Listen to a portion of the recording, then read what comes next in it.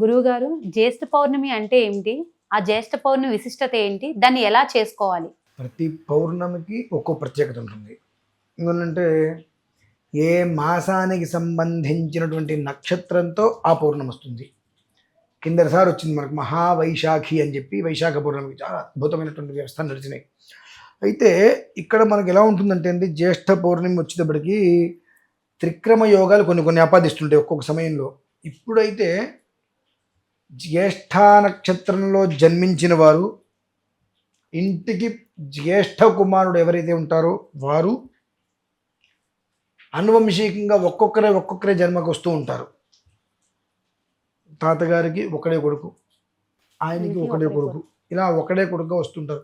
ఆ ఏకోక్తంగా ఉండేటువంటి ఎవరైతే ఉంటారో వారికి బహు ప్రమాదంగా మనం చెప్పవచ్చండి. ఈ యొక్క పౌర్ణమికి మాత్రం, పౌర్ణమి నుంచి జ్యేష్ఠ నక్షత్రంలో జన్మించిన వారు స్త్రీలైనా కావచ్చు, పురుషులైనా కావచ్చు, ఆ ఇంటికి పెద్ద జ్యేష్ఠ, అది ప్రథమం, అది స్త్రీ అయినప్పటికీ కూడా పురుషులు అయినప్పటికీ కూడా, ఒకవేళ అమ్మాయి పెద్ద అబ్బాయి చిన్న అంటే పట్టించుకోవాల్సిన అవసరం లేదు. ఓకే గురుగారు. అబ్బాయి పెద్ద అమ్మాయి చిన్న అంటే ఆ అబ్బాయిని మనం తీసుకోవాల్సిందే. ఇప్పుడు సపోజ్ నేనే ఉన్నా, నాకు ఒకడే కొడుకు, నేను చేసుకోవాలి, నా కొడుకు పేరున నేను చేయాలి. నాకు 2 అన్నయ్యలు ఉన్నారు, మా నాన్నగారు వాళ్ళు 7. అలా కాకుండా మా నాన్నగారు, మా తాతగారికి మా నాన్నగారు ఒకరేజీ, మా నాన్నగారికి అన్నయ్య ఒకరేజీ, అలా వచ్చినప్పుడు ఆ వంశీకృతంలో వాళ్ళందరూ కూడా ఈ ప్రమాదానికి, దీని యొక్క బారిన పడక తప్పదు. కాబట్టి అత్యంత జాగ్రత్తగా ఉండటం అవసరం. ఎందుకంటే స్వతహాగా కూడా జ్యేష్ఠ నక్షత్రం వారు ఎప్పుడు ఎదుటి మనిషికి ఏదైనా ఒక ఉపకారం చేద్దామని ఆలోచన చేస్తూ అపకారాన్ని నెత్తి మీద పెట్టుకుంటారు. ఒక మనిషికి మంచి చేస్తారు, ఇన్ టైంలో స్పందించలేదు అని చెప్పి ఆ మనిషిని తిట్టిపోస్తూ ఉంటారు. వాళ్ళకి జన్మతహాగా ఉన్నది ఏమిటి అంటే ఏదో ఒక మంచి చేయడానికి వెళ్ళటం, మాట పట్టడం, అది వాళ్ళకి స్వతహాగా ఉండేది. ఎందువలన అంటే ఇప్పుడు ఇంద్రుడు ఉన్నాడు, ఇంద్రో జ్యేష్ఠ మన నక్షత్రమేతి అని మంత్రం చెప్పబడింది. ఇంద్రుడు ఎవరు? దేవతలకి రాజు, స్వర్గానికి అధిపతి. అయినా అతను ఎప్పుడు ఏడిపేగా, ఎవరు వచ్చి దానికి వస్తారు, నా సీట్లో ఎవరు కూర్చున్నారు, ఏడిపే కదా. ఈశ్వరుడు ఉన్నాడు, విష్ణుమూర్తి ఉన్నాడు, బ్రహ్మ ఉన్నాడు, ఎంతమంది దేవతలు ఉన్నప్పటికీ కూడా, శాసించేటువంటి నవగ్రహాలున్నా ఎవరున్నప్పటికీ కూడా అతని బాధ ఏంటి, ఎవడొస్తాడో యుద్ధానికి, ఇటు పరిగెత్తాలో అని. అంటే ఆ నక్షత్ర ప్రభావమే ఎట్లా అంటే తెలివైనటువంటి భయస్థుడు, తెలివైన భయస్థుడు, వాళ్ళకి భయం ఉందన్న విషయం బయటికి పెట్టరు. తెలివైన భయస్థుడు ఏం చేస్తాడు తెలుసమ్మా? తెలియదు కదా. ఒక 10 మంది ఉన్నారు, వీడు ఒక్కడే అక్కడ ఉన్నాడు, ఏదో ఒక ఇబ్బంది రాబోతుంది, అది వీడికి భయం వేసింది. రే, ఆ ఇబ్బంది వస్తుంది, మీలో ఎవరికైనా భయం వేస్తే నా దగ్గర కూర్చోండి, నాకు భయం వేస్తుంది చెప్పి వీడు అక్కడికి వెళ్తే వాళ్ళల్లో ఒకటిగా చూస్తారని చెప్పి, మీలో భయం ఎవరైనా వేస్తే నా దగ్గరికి వచ్చి కూర్చోండి, నేను చూసుకుంటా అంటారు. ఈ 10 మంది వీడి చుట్టూతుంటారు, వీడి మధ్యలో ఉంటాడు. తెలివైన భయస్థులు చేసే ప్రక్రియ. ఈ జ్యేష్ఠ నక్షత్ర సంబంధికులు దాదాపుగా పాపం అలాంటి తెలివైన భయస్థులు. కానీ పాపం అన్యాయం చేయరండి, వాళ్ళెవరికి అన్యాయం అవుతూ ఉంటారు, మంచి చేసి కూడా.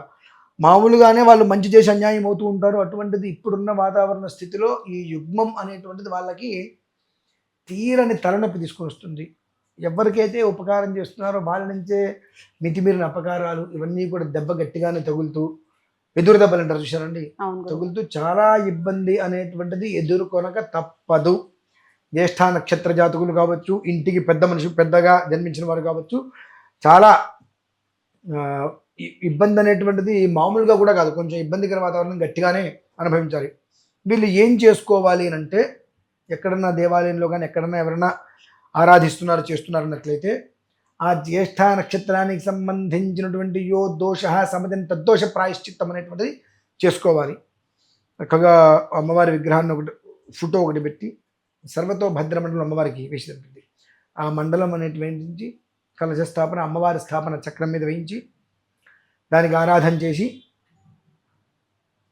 చిన్న హోమగుండం కట్టుకొని ఈ జ్యేష్ఠ నక్షత్ర అధిదేవత ప్రత్యధిదేవత అధినక్షత్ర ప్రత్యనక్షత్ర మంత్రాలతోటి హోమం అనేటువంటిది ఆచరించడం అనేటువంటిది చాలా శ్రేయోదాయకం. అది కూడా పౌర్ణమి రోజు సాయంత్రం 5:30, 6ంటికి మొదలు పెడితే 8:30, 9, ఒక 2-3 గంటలు ఖచ్చితంగా జరుగుతుంది. అది సాయంకాలం సాయంత్రమే చేయాలమ్మా.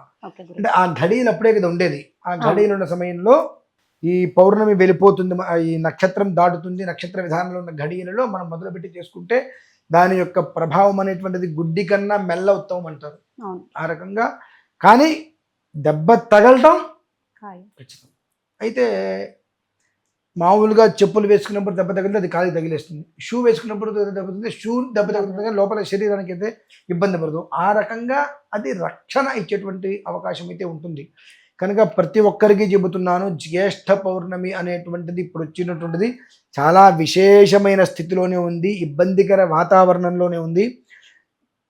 త్రిజ్యేష్ఠ అంటుంటారు. ఆ విధానాన్ని పక్కన పెడితే జ్యేష్ఠ నక్షత్రంలో జన్మించిన వారు స్త్రీలైనా పురుషులైనా ఇంటికి పెద్ద మనిషి అంటే పెద్ద కొడుకు కావచ్చు, పెద్ద కూతురు కావచ్చు, జ్యేష్ఠ అనేటువంటి స్థానం ఎవరికైతే వస్తుందో వారందరూ కూడా తస్మాత్ జాగ్రత్త.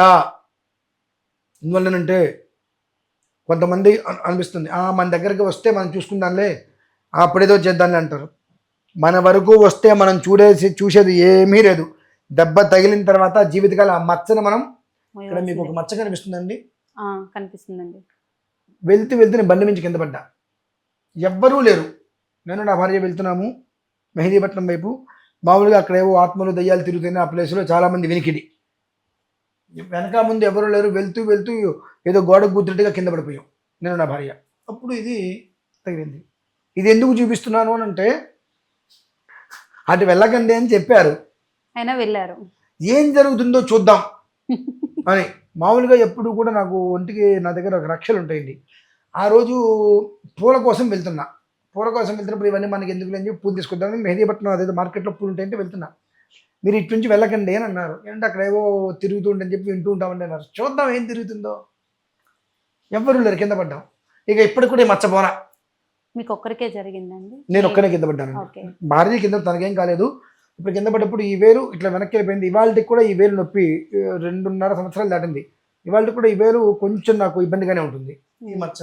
అంటే ఎందుకు ఈ విషయం చెప్పానంటే దీని ప్రమాదం పొంచి ఉంది అన్నప్పుడు, జరిగినప్పుడు చూద్దాంలే అనుకుంటే, జరిగిన తర్వాత ఆయింట్మెంట్ రాసుకుంటే ఇట్లా జీవితకాలం మచ్చే ఉంటుంది. ఆ స్థితి లేకుండా ఉండాలి అని అంటే ఈ యొక్క విధానాన్ని అనుసరించి ఎక్కడైనా అవకాశం ఉంది చేస్తున్నారు అని అనుకున్నట్లయితే కనుక తెలుసుకోండి. లేదంటే మీ ఇంట్లో అయినా సరే ఎవరైనా పంతులు గారిని పిలిపించుకొని ఈ విధానం, అమ్మవారి ఫోటో పెట్టుకొని చిన్న సర్వతో భద్రమండలం వేసుకొని దాని మీద అమ్మవారిని ఆవాహన చేసుకొని ఆ పక్కన చిన్న హోమగుండం, ఇత్తడివో రాగివో మనకు దొరుకుతుంటే బయట, అవైనా తెచ్చుకొని ఆద్యాహుతులు చేసుకుంటూ ఆ నక్షత్రానికి సంబంధించిన యో దోష సమజం తద్దోష ప్రాయశ్చిత్తార్థం ఆ హోమాన్ని కనుక పూర్తి చేసుకోగలిగితే కనీసం మాత్రం గుడ్డి కన్నా మెల్ల మేలు ఉత్తమంగా అందులోంచి వాళ్ళు బయటపడగలుగుతారు. అదైతే ఖచ్చితంగా తప్పనిసరి. జ్యేష్ఠ నక్షత్రంలో జన్మించిన వాళ్ళు కావచ్చు. ఇది నేను భయపెడుతున్నాను అనుకోండి, మంచిది. నేను భయపడుతున్నానా లేదంటే జరగబోయేది చెబుతున్నానా అనేటువంటిది వాళ్ళకి అర్థం కావాలి. ఇంకాస్త బుర్ర కలిగిన వాళ్ళకైతే ఇప్పుడు జరిగేటువంటిది అర్థం కావాలి. మొన్న 5వ తారీఖు నుంచి 6వ తారీఖు నుంచి అనుకుంటా పంచగ్రహ కూటమి వస్తుంది. మొత్తం నాశనం చెప్పి మొత్తం కోడై కూసింది. ఏమీ జరగదు, వర్షాలు మాత్రమే మనకు పడతాయి. ప్రమాదాలంటే యాక్సిడెంట్లు జరుగుతాయి. ఎక్కడన్నా అగ్ని ప్రమాదం మినహాయిస్తే, 3 వర్షాలు ఎక్కువ వస్తే మినహాయిస్తే ఇంకా ఏవి ప్రమాదాలు లేవు. దీని గురించి భయపడక్కర్లేదు. కొంతమందికి మంచే తప్పితే ఎవరికి కూడా అశాంతి, అశుభం, అకాల మృత్యువు రాదు అని చెప్పి మనం వీడియో చేసాం. మరి కోడై కోసింది, మొత్తం భ్రష్టత్వం చెందుతుంది, అదే అవుతుంది, ఇది అవుతుంది, అబ్బో ఇబ్బందులు పడతాము, ఆకాశంలో ఏవో జరుగుతాయి, వింతలు జరుగుతాయి, ఏమీ లేదు అక్కడ. అదే 6వ తారీఖు నుంచి వర్షాలు మినహాయిస్తే ఇంకేమీ లేవు విశేషంగా. అంటే మనం మంత్రానుష్ఠానం ద్వారా జరిగేటువంటి విషయాన్ని తెలుసుకొని చెప్పడం ఒక రకంగా ఉంటుంది. మీరేదో అడిగారు చెప్పకపోతే మీరు ఫీల్ అవుతారని చెప్పే విధానం ఒక రకంగా, అది ఎట్లాగో జరిగి చావదు. అడిగినప్పుడు దాని జోలికి వెళ్ళకపోవడం మీరు. కనుక జ్యేష్ఠ నక్షత్రం వాళ్ళు తస్మాత్ జాగ్రత్త. తస్మాత్ శాస్త్రం ప్రమాణంతే వర్తతే.